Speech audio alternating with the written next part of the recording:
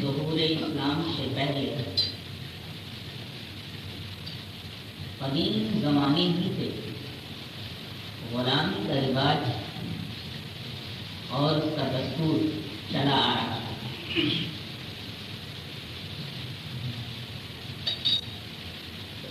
غلامی یہ دور بہیمیت کی ایک منحوس یادگار ہے۔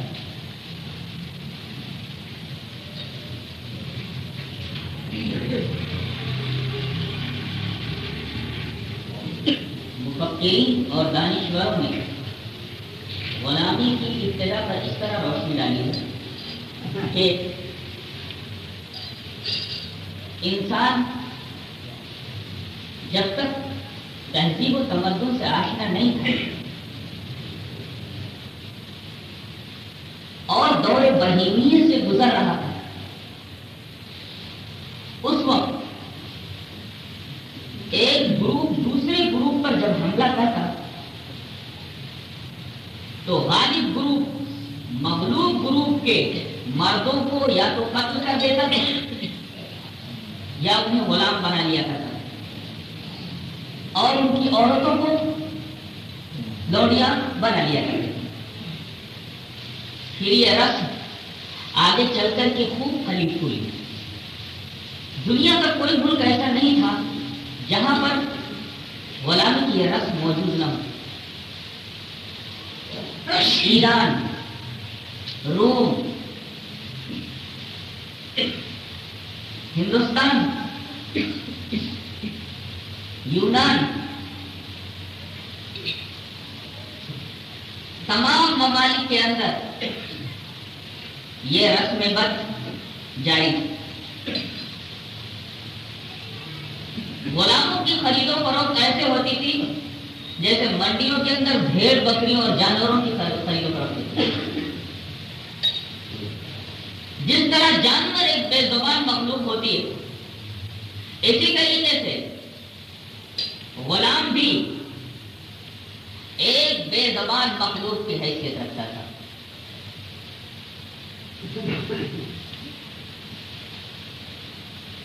یہ اپنی ذات کے لیے کچھ پسنداز کر کے بھی نہیں رکھ سکتا، اس کا تن من دھن سب کچھ اس کے آقا کا ہوتا۔ یہ جیتا تھا تو اپنے آقا کے رنگوں کا، سانس لیتا تھا تو آقا کی جگہ۔ معمولی معمولی خطاؤں پر انہیں بڑی بڑی سزائیں دی جاتی، الٹا لٹکا دیا جاتا، ان کی پیٹھ پر بھاری پتھر باندھ کر کے انہیں کھیتوں میں لگا دیا جاتا کہ اپنی پیٹھ پر پتھر لاتے ہوئے کھیتوں میں کام کرو۔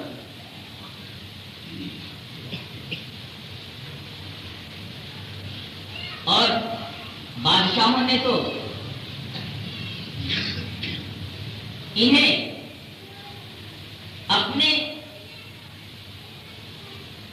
دیگر مشغلوں کی طرح ایک خوبصورت مشغلہ بنا لیا۔ جب کسی امیر یا بادشاہ کے ہاں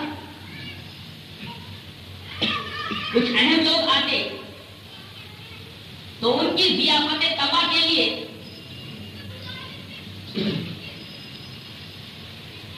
کرسیاں لگائی جاتی اور ایک کٹہرے کے اندر جس کے اندر بھوکا شیر رہتا تھا غلام کو ڈال کر کے دروازہ بند کر دیا جاتا۔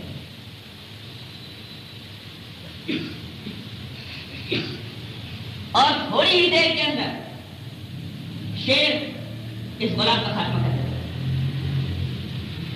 غلام کو پنجرے میں بھاگتے دیکھ کر، تڑپتے دیکھ کر یہ عمرہ بہت خوش ہوا ہے، تازہ ہو جائے گا۔ ان کے سینوں کو داغ دیا جاتا تھا، کبھی کبھی تو انہیں اس بری طرح زد و کوب کیا جاتا کہ یہ قید ہستی سے آزاد ہو جائے گا۔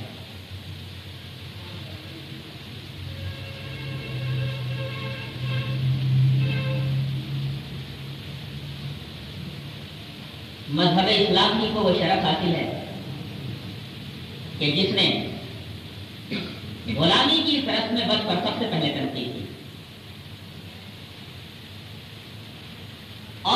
ایسی ممکن اصلاحات کی کہ آگے چل کر کے اس رسم بد کا خاتمہ ہو جائے. کہ اس سے پہلے کسی ریلیجن اور کسی مذہب نے اس منحوس رسم کے خلاف آواز نہیں اٹھائی. ایک دریدہ دہن مسیحی، ایک دریدہ دہن عیسائی مفکر ٹی وی ہیوز لکھتا ہے کہ غلامی کی رسم اسلامی تعلیمات کے عین مطابق ہے، جبکہ اس کے برعکس مسیحیت کو، دین عیسائیت کو غلامی سے سخت نفرت ہے.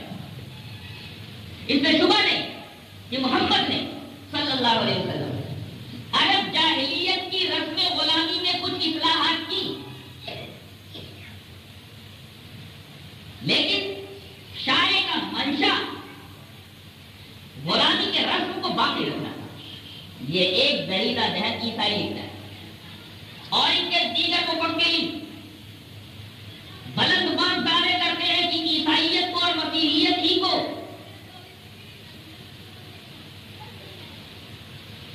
یہ شرف حاصل ہے اور ان کے حق میں ہی یہ کریڈٹ جاتا ہے کہ انہوں نے غلامی کی رسم کو ختم کرنے کی بڑی کوششیں کی.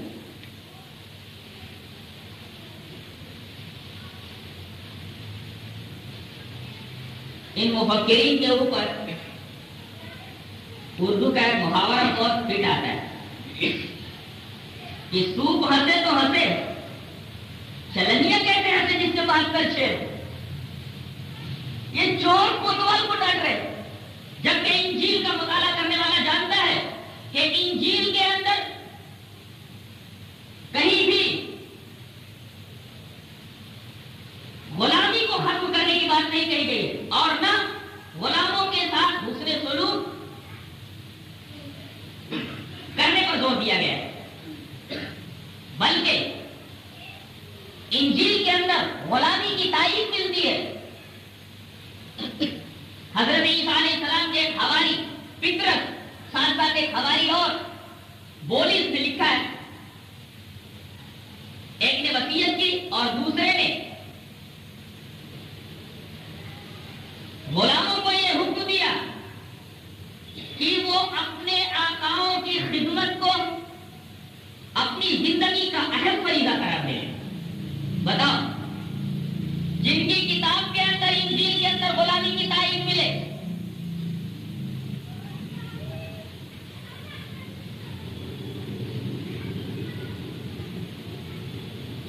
اور جس نبی کے اوپر یہ کتاب اتری وہ نبی خود غلامی کی تائید کرے، اس کے حواری غلامی کی تائید کرے، غلاموں کو وصیت کر جائے کہ وہ زندگی بھر اپنے آقاؤں کی خدمت کرے، ان کی اطاعت میں اپنی زندگی بسر کرے. وہ لوگ اسلامی تعلیمات کے اوپر اعتراض کرتے ہیں اور میرا تو دعویٰ ہے کہ الحمدللہ رب العالمین سے لے کر کے سورہ الناس تک کہیں بھی دکھا دے کوئی کہ قرآن حکیم نے کہیں بھی غلامی کا حکم دیا ہو کہ انسان کو غلام بنایا جائے. ہمارا چیلنج ہے. جبکہ کوئی مذہب ایسا نہیں ہے، چاہے وہ یہودیت ہو، چاہے نصرانیت ہو، چاہے دین مجوسیت ہو، دنیا کا کوئی مذہب اور دنیا کا کوئی ملک ایسا نہیں ہے کہ اسلام سے پہلے اس نے غلامی کے رسم بد کے اوپر تنقید کی ہو.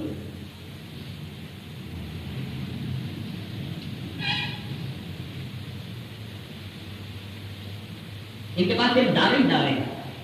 دعویٰ بہت بڑا کہ اگر تمہارے دائیں گال میں کوئی تماچا مار دے تو اس کے سامنے اپنا بائیں گال بھی پیش کر دو. اس اصول کے ماننے والوں نے بیت المقدس کو فتح کرنے کے بعد کس وحشت اور بربریت کا ثبوت دیا ہے؟ اس جملے کا پورا پول کھل جاتا ہے. انہوں نے بچوں کو نہیں بخشا، ان کی ٹانگیں پکڑ کر کے چیر دیا گیا، بوڑھوں کو قتل کر دیا گیا، عورتوں کو قتل کر دیا گیا، بلند مکانوں سے انہیں ڈھکیل دیا گیا، سلا کی پتیلوں سے انہیں نیچے پھینک دیا گیا. ایسی وحشت اور بربریت کا ثبوت دیا ہے اس اصول کے ماننے والوں نے کہ مورخ جب تاریخ لکھنے بیٹھتا ہے تو اس کا قلم کہاں پہنچ جاتا ہے. دعویٰ ایک الگ چیز ہے، دعوے پر عمل دوسری چیز.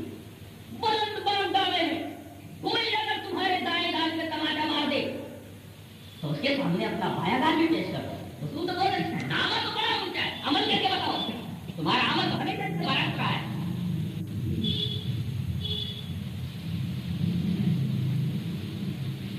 اور یہودیت تو نصرانیت سے پیچھے نہیں رہی ہے غلامی کی رسم کو آگے بڑھانے میں. ارے تو معمولی معمولی باتوں پر عورتوں اور مردوں کو رہن رکھنے کی بات کرتے تھے. یہ بھلا مسئلے غلامی کو اوپر کیا تنقید کرتے. ارے ان کی تجوریوں میں ہر طرف سے سیمنٹ کا پیسہ کر جاتا اگر یہ غلامی کی رسم بس پر تنقید کرنے بیٹھ جاتے.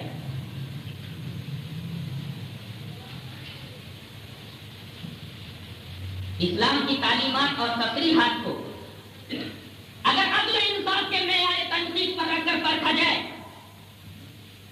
تو ہر دانشور کے اوپر اور ہر اس آدمی کے اوپر جس کی کھوپڑی کے اندر وہ سفید چیز ہو جسے بھیجا کہا جاتا ہے, یہ واضح ہو جائے گا کہ قرآن حکیم نے اپنے ماننے والوں کو غلام بنانے کی بات نہیں کہی ہے, نہ انہیں غلام بنانے کا حکم دیا. بعض ناگزیر اور وقتی حالات کے پیش نظر صرف جواز کا حکم دیا. غلام بنانے کا حکم نہیں ہے بلکہ بعض ناگزیر اور وقتی حالات اور ہنگامی حالات کے پیش نظر صرف جواز کا حکم دیا کہ جائز ہے. اور یہ کب, جب اسلام اور کفر میں لڑائی ہو اور اس میں اسلام غالب آ جائے تو مغلوب کافروں کو وقتی طور پر اسیر بنا کر کے, قیدی بنا کر کے رکھا جا سکتا ہے, ہمیشہ کے لیے نہیں. ان کو اسیران حرب کہتے ہیں, ان کو اسیران جنگ کہتے ہیں. ظاہر ہے کہ یہ ایک مسئلہ پر مبنی ہے. ایسا کرنا حکمت کے تحت, حکمت اس بات کی متقاضی ہے, ورنہ مسلمانوں کو اگر کافر گرفتار کر لے تو انہیں غلام بنا لے, قیدی بنا لے, اور مسلمان جب کافروں پر غالب آ جائیں اور کافر ان کے ہاتھوں میں آ جائیں تو ان کو چھوڑ دیں. یہ اصول جنگ کے خلاف ہے. لہذا اسیر بنانے کا حکم ہنگامی طور پر اور ناگزیر حالات میں جو بنانے کا حکم دیا ہے اسلام نے, حکمت اس بات کی متقاضی اور مصلحت اس بات کا تقاضا کرتی ہے. ورنہ غلامی کی تائید کرنے کے قرآن حکیم. ہاں, ایک سوال آپ کر سکتے ہیں کہ پھر اسلام نے اس رسم بد کو بہت دنوں تک باقی کیوں رکھا. جواب یہ ہے کہ چونکہ چاروں طرف یہ رسم پھیلی ہوئی تھی, ہر ملک کے اندر غلامی کی یہ رسم بڑے زور و شور سے نافذ تھی, چل رہی تھی. عرب بھی اس منحوس رسم سے خالی نہیں تھا, وہاں بھی غلامی کی وبا عام تھی. اور غلام بنانا یہ عرب کی معیشت کا ایک اہم جز بن گیا. ظاہر ہے کہ ان کی معیشت کا جب ایک اہم جز بن گیا تھا تو جب تک عربوں کے طرز معیشت, معاشرت اور ان کے تمدن اور تہذیب کے اندر ایک نمایاں انقلاب اگر برپا نہ کر دیا جاتا اس رسم بد کا خاتمہ ناممکن تھا. لہذا دھیرے دھیرے نبی پاک صلی اللہ علیہ وسلم کی کوششیں جاری رہی.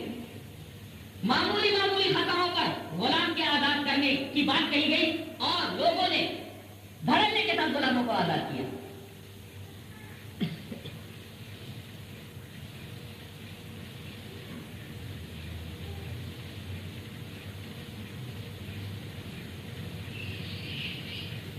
عیسائیت تو نجات کے نام پر ہمیشہ غلاموں کو اور ان ممالک کو جہاں بھولے بھالے کالے کلوٹے حبشی لوگ رہتے تھے سب زبان دکھا دکھا کر ان کے احساسات اور ان کے زمین کو تھپڑ تھپڑ کر بلاتی رہی, لیکن ان کو وہ مقام عطا نہیں کر سکی جو انہیں انسانیت کی سطح پر لا کر کھایا تھا. ہمیشہ ان کے ساتھ جانوروں کا تسلط کیا گیا. عوامی سطح پر انہیں کبھی عزت اور قدر و قیمت کی نگاہ نہیں دیکھا گیا, لیکن اسلام نے غلاموں کے ساتھ جو سلوک کیا ہے کوئی مذہب یہ بات پیش نہیں کر سکتا. نبی پاک صلی اللہ علیہ وسلم نے تو یہاں تک حکم دیا تھا کہ جو خود پہنو اپنے غلام کو پہناؤ، جو کھاؤ اپنے غلام کو کھلاؤ. غلام کی حیثیت ایک جانور کی سی ہوتی تھی، اسے انتہائی ذلیل سمجھا جاتا تھا، اس کی گواہی بھی معتبر نہیں تھی. لیکن اسلام نے غلاموں کی گواہی کو بھی معتبر قرار دیا، جبکہ قبول شہادت کے بڑے زبردست اصول ہیں اسلام کے. ایسے ہی شہادت کو قبول نہیں کیا جاتا، بلکہ قبول شہادت کے لیے بڑے زبردست اصول ہیں. لیکن پھر بھی اصولوں کی سختی کے ساتھ ساتھ اسلام نے غلاموں کی گواہی کو معتبر قرار دیا. امام بخاری رحمۃ اللہ علیہ کی صحیح میں عقبہ ابن حارث کی روایت لائے کہ انہوں نے ام یحییٰ بنت ابی احاب سے شادی کی. ام یحییٰ نامی ایک عورت سے حضرت عقبہ ابن حارث نے شادی کی.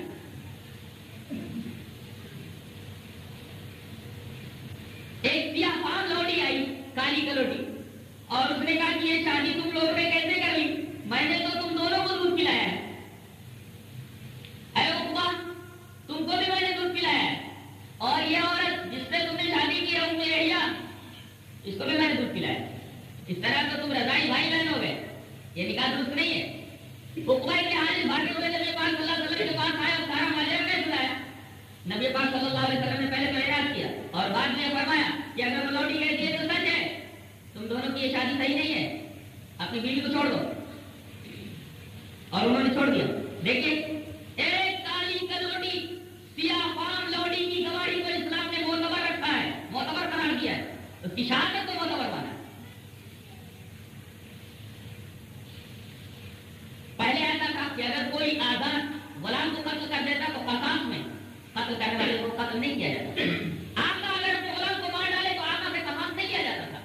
قرآن کی آیت تھی، یا ایھا الذین آمنوا کتب علیکم القصاص فی القتلی الحر بالحر والعبد بالعبد والانثى بالانثى. اے ایمان والو، تم پر قصاص مقتولین کے بارے میں فرض کیا گیا ہے. آزاد کے بدلے میں، غلام کے بدلے میں، عورت کے بدلے میں. قصاص کو بھی مساوی قرار دے دیا گیا. اگر کوئی آزاد کسی غلام کو قتل کرے تو قصاصاً اس آزاد کو قتل کر دیا جائے. اور خود نبی پاک صلی اللہ علیہ وسلم کی ایک روایت ہے حضرت سمرہ بن جندب سے کہ نبی پاک صلی اللہ علیہ وسلم نے ارشاد فرمایا کہ جو اپنے غلام کو قتل کر دے ہم اسے قتل کر ڈالیں گے، جس نے اپنے غلام کی ناک کاٹی ہے اسے ناک کاٹ لیں گے.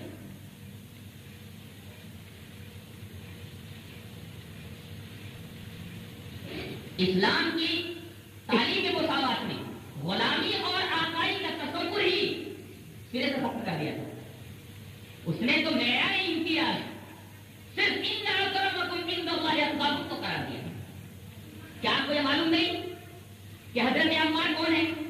یہ یاسر رضی اللہ تعالیٰ عنہ کے بیٹے ہیں، غلام کے بیٹے ہیں، لیکن انہیں کوفہ کا قاضی بنایا گیا. کئی مرتبہ یہ لشکر کے سپہ سالار بنائے گئے، لشکر اسلامی کے کمانڈر ان چیف بنائے گئے. اور بلال حبشی کا واقعہ بھی گزرا کہ امیر المومنین یا سیدی کا خطاب کرتا.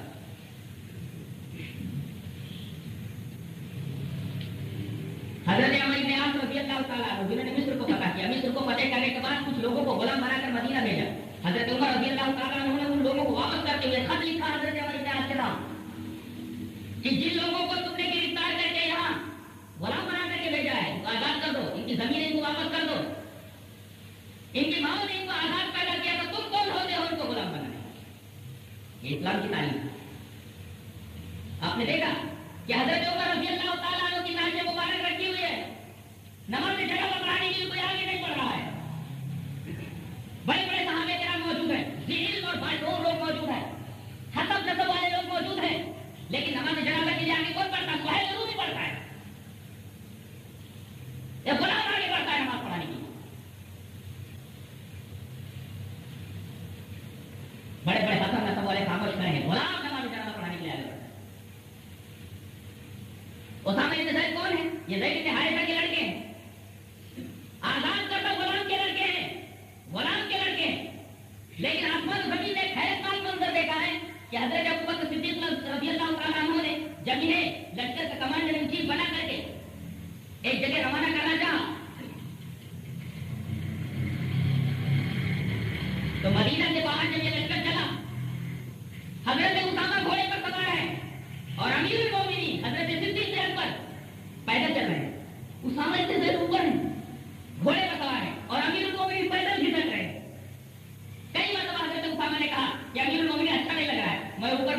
آپ نیچے چلے کل اوپر ہی بیٹھا رہے باہر بھیجنے کے لیے آتے تو امیر المومنین پیدل ہے اور غلام کا بیٹا اسامہ اس کے ساتھ گھوڑے کے اوپر سوار ہے اور کمانڈر ان چیف کا ہوتا ہے. ایسی مثال کیا اسلام کے علاوہ کوئی ریلیجن اور کوئی مذہب اور دنیا کا کوئی ملک کوئی معاشرہ پیش کر سکتا ہے؟ ایسی مثال کوئی بھی مذہب پیش کرنے سے آج اور کافر ہے.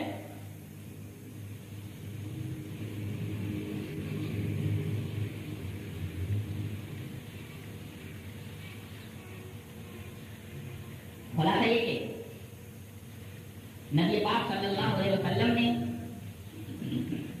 غلامی کی اس رسم کو کثرت نہیں فرمایا، اس لیے کہ قرآن کے اندر